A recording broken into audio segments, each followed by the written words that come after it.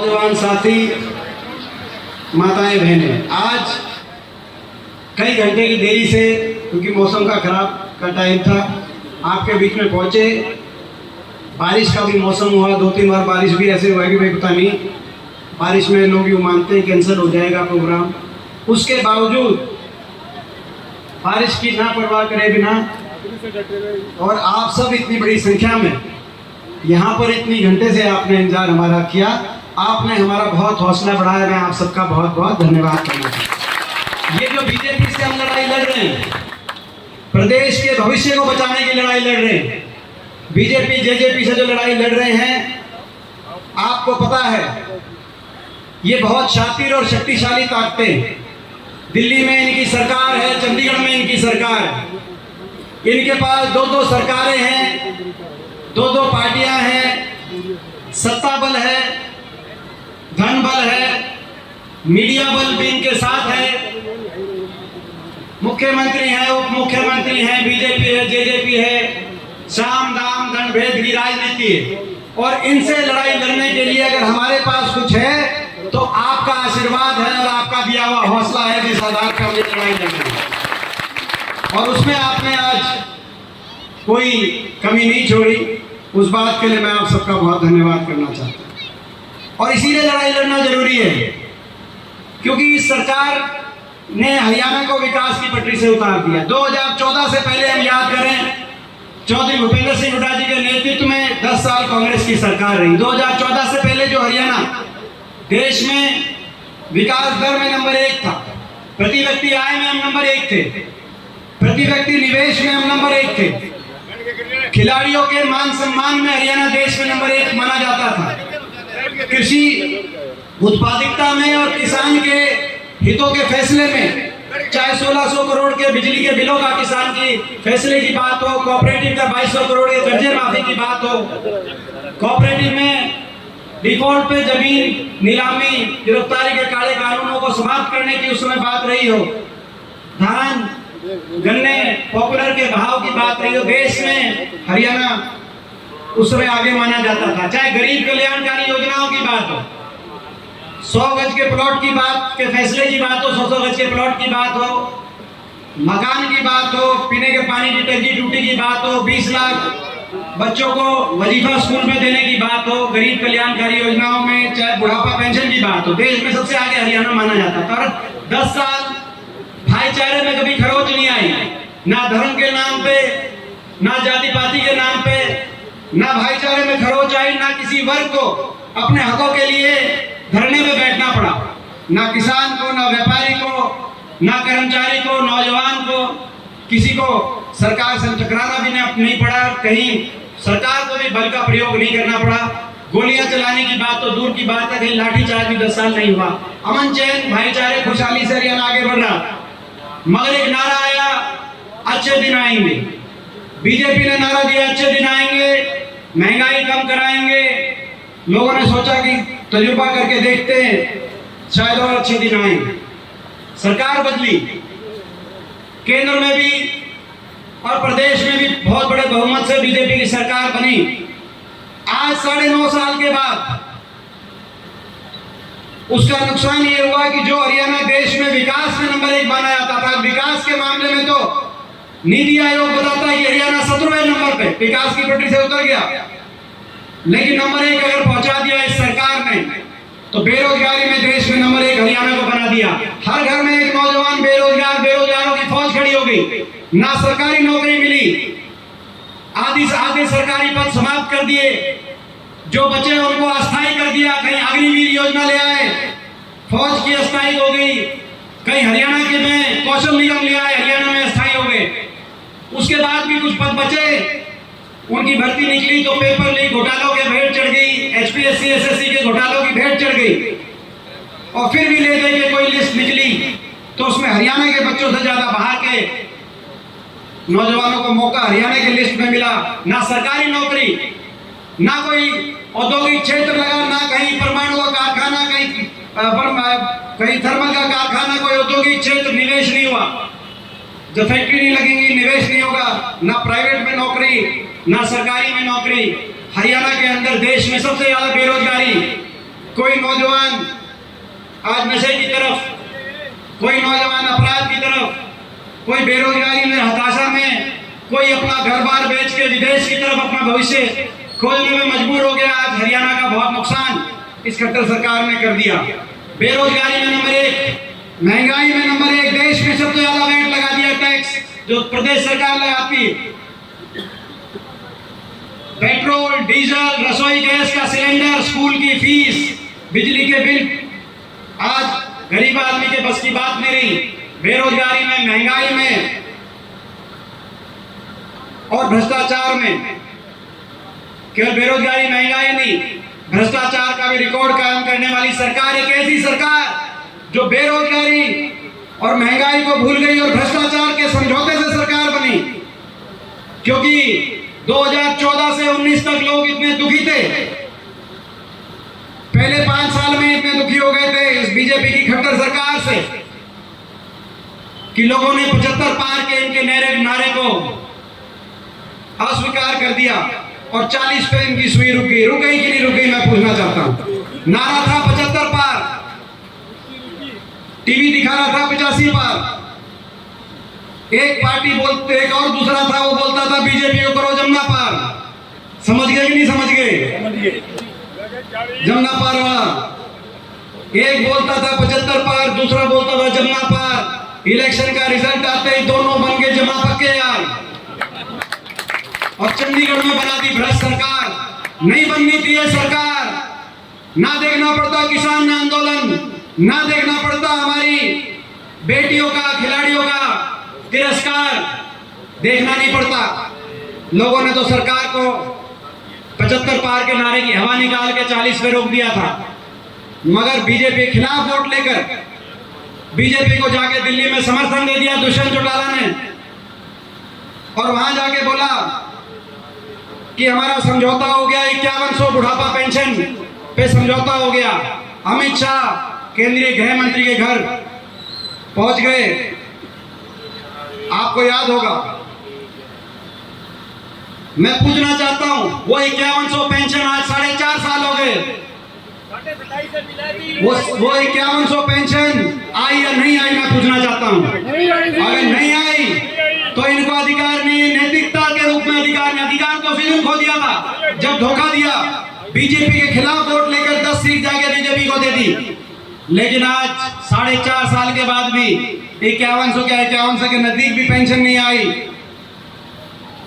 धोखा इतना बड़ा, 5100 की पेंशन का समझौता नहीं था, हरियाणा को लूटने का समझौता था, भ्रष्टाचार का समझौता था। माइनिंग का महकमा किसके पास गया, शराब का महकमा किसके पास गया, एक्साइज का महकमा किसके पास गया, कौन किस महकमे से, पंचायती राज का महकमा किसके पास गया, कौन किस महकमे से कितना लूट रहा है। हो सकता है मेरी लिस्ट आती हो, पूरी लिस्ट अगर जाननी हो इन्हीं के विधायक बता देंगे, नारनौंद के दादा गौतम बता देंगे। उन्होंने महकमा बढ़ते ही बता दिया था, खोपर बढ़ गया सरकार में, बता दिया था कि नहीं बता दिया था कि खोपर बढ़ गया सरकार में। 1 लाख पूरा जीवने लग रहा है। मैं पूछना चाहता हूं, 1 लाख पूरा जीव रहा था, मगर यहां पे किसान सड़कों पे सरकार से के निशाने पे। 36 बिरादरी हरियाणा की, हरियाणा का नौजवान, हरियाणा के पहलवान सरकार के निशाने पे थे। कुछ नैतिकता अगर रहती तो इस्तीफा देना चाहिए था इनको, लेकिन आज ऐसी सरकार, इन्होंने नुकसान बहुत किया, भ्रष्टाचार, बेरोजगारी, महंगाई। लेकिन मैं कहना चाहता हूं आपसे, अगर यहां भी रुक जाते तो भी हमारा बड़ा दिल है, हम काम चला लेते अगर ये काम ना करते। लेकिन इन्होंने तो काम बिगाड़ दिया। एक ऐसी सरकार जिसने हर वर्ग का अपमान किया, आपके मान सम्मान की पगड़ी को, जिस सरकार ने अपने अहंकार से कुचलने का काम किया। देश के इतिहास में आजादी के बाद कोई ऐसा आंदोलन आप सोच सकते हो जहां 1 साल तक देश का किसान सड़कों पे बैठा हो, 750 शव इन धरनों से वापस आए, 750 किसानों ने जान की कुर्बानी दे दी। लेकिन बीजेपी के बैठे सत्ता दल के लोगों में उनके प्रति दया का भाव भी नहीं आया। मेरा सौभाग्य है कि मैं पिछले 20 साल से देश की सबसे बड़ी पंचायत में सांसद के रूप में आपकी नुमाइंदगी करता हूं। पहले 3 बार मैं लोकसभा में रहा और पिछले 4-4.25 साल से मैं राज्यसभा में। लेकिन मेरा दुर्भाग्य भी है कि मैं ऐसे समय उस पंचायत में मैंने वो नजारा देखा जब हरियाणा से 15 सांसद हैं, 15 में से 14 बीजेपी के, 10 लोकसभा के एमपी बनते हैं हरियाणा से, 5 राज्यसभा के, 14 बीजेपी के एमपी बने हुए, एकमात्र विपक्ष में मुझे अवसर मिला है। कम से कम जब किसान पे और मजदूर पे ये चोट लगी तो मैं देखता था 2 प्रदेशों पे सबसे ज्यादा चोट लगी थी, हरियाणा पे, पंजाब पे, क्योंकि यहां से सबसे ज्यादा एमएसपी और सरकारी खरीद होती है। जब किसान मजदूर पे चोट लगी, कम से कम पंजाब के सारे एमपी, किसी भी पार्टी के हों, कांग्रेस के, अकाली के, आम आदमी के, सारे एमपी सरकार के खिलाफ तो खड़े हो गए। लेकिन जब हरियाणा के किसान मजदूर पे चोट लगी और मैं पार्लियामेंट में बोलता था तो 14 एमपी वहां पे खिलाफत में बोलते थे। ऐसी स्थिति भी देखिए, ऐसा समय भी, ऐसा तिरस्कार वहां पे जो सहना पड़ा होगा, आप अंदाजा लगा सकते हैं। किसान का अपमान, कर्मचारी ओल्ड पेंशन स्कीम मांगने गए उन पे लाठीचार्ज, उनका अपमान, मनरेगा का मजदूर अपनी दिहाड़ी बढ़वाने गया, उस पर लाठीचार्ज, ग्रामीण चौकीदार, ग्रामीण सफाई कर्मचारी जब अपना मानदेय बढ़वाने गए उन पे लाठीचार्ज, स्कूल के बच्चों को अपने स्कूल के आगे धरने पे बैठना पड़ा। शायद देश के इतिहास में इस तरह के धरने स्कूली बच्चों को देखते हुए किसी प्रदेश में 75 साल में नहीं होंगे, हरियाणा के अंदर। लेकिन उनको देख के भी खट्टर सरकार को, खट्टर साहब को दया नहीं आई, तरस नहीं आया। सरपंच सोचते थे सब पे लाठीचार्ज हो रहा है, तुम छोटी सरकार हो, तुम्हें बख्शा जाएगा। लेकिन जब ये सरपंच गए, इनकी भी अच्छी तसल्ली,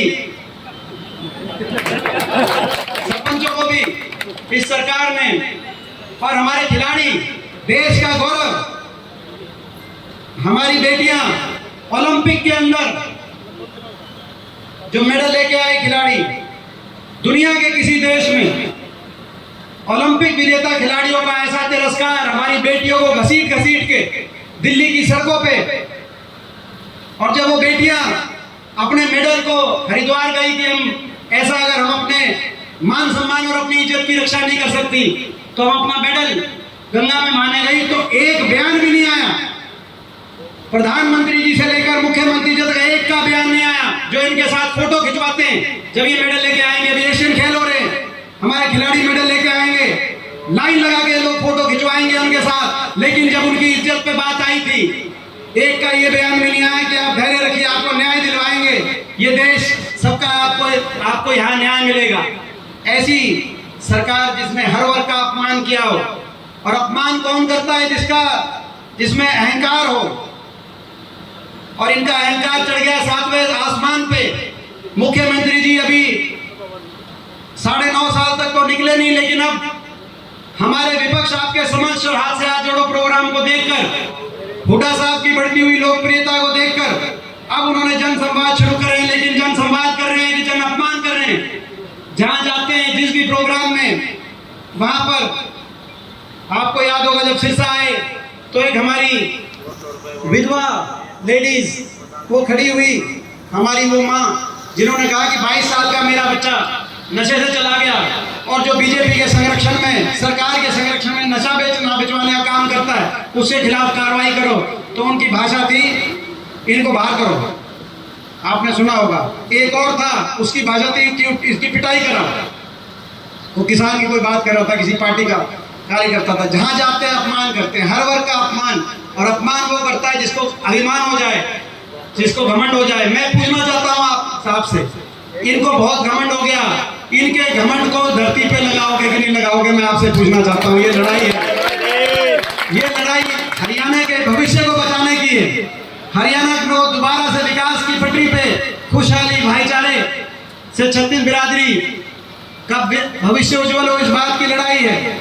और अभी तक तो हमारे प्रोग्राम होते थे विपक्ष आपके समक्ष, मगर अब जैसे भिवानी में और हिसार में लाखों की संख्या में आप सबका आशीर्वाद मिला, अब वो प्रोग्राम की भी रूपरेखा बदल गई। अब हम विपक्ष नहीं रहे। मैं बताना चाहता हूँ, खट्टर साहब को कि हम विकल्प बन गए, हम विपक्ष नहीं रहे लोगों के आशीर्वाद से। और जो विकल्प बन गए, लोग बदलाव चाहते हैं, परिवर्तन चाहते हैं, और हमारी तरफ कांग्रेस पार्टी की तरफ लोग देख रहे हैं। और विकल्प के रूप में हमारे कुछ संकल्प हैं। हमारा संकल्प है कि हरियाणा के बड़े बुजुर्गों के साथ जो धोखा हुआ है 5100 पेंशन का, ऐसे धोखे और विश्वासघात की राजनीति का कलंक हरियाणा से मिटाएंगे। हरियाणा के बड़े बुजुर्गों को 6000 बुढ़ापा पेंशन दुनिया देश में सबसे ज्यादा दिलवाएंगे। हमारा दूसरा संकल्प, किसान को एमएसपी की गारंटी देंगे, और 750 किसान जो जिन्होंने कुर्बानी दी है, उसमें जितने हरियाणा के हैं, हर किसान के परिवार में एक सरकारी नौकरी शहीद का दर्जा दिलवाएंगे, ताकि ये हमारा संकल्प है कि गरीब आदमी को, ऐसी वर्ग के हमारे भाई हैं, बैकवर्ड के छत्तीस बिरादरी के गरीब परिवार, 100 गज की हमारी योजना 4 लाख परिवारों को मिले थे, लेकिन गरीबों प्लॉट की योजना इन्होंने बंद कर दी।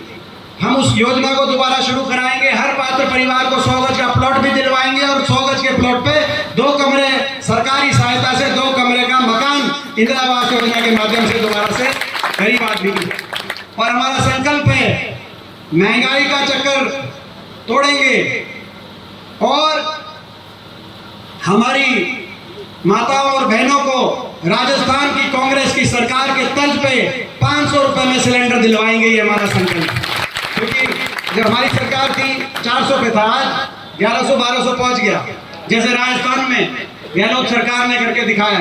और हमारा संकल्प है, जो हिमाचल की और कर्नाटक की हमारी सरकारों ने करके दिखाया है, महंगाई का चक्कर तोड़ेंगे, और हरियाणा के हर बिजली उपभोक्ता को 300 यूनिट फ्री बिजली से जोड़ेंगे, ताकि एक राहत मिले। ये हमारे संकल्प है। नौजवान को, जो सारे अस्थायी पद हो गए, समाप्त हो गए, उन पदों पे दोबारा से भर्ती निकलवाएंगे, और नौजवान को 2 लाख स्थायी रोजगार से जो है हरियाणा के नौजवान को, ताकि रास्ता मिले, और हरियाणा दोबारा विकास के रास्ते पे उसी तेज गति से आगे बढ़े। ये हमारा संकल्प है। मैं आपसे पूछना चाहता हूँ, इस संकल्प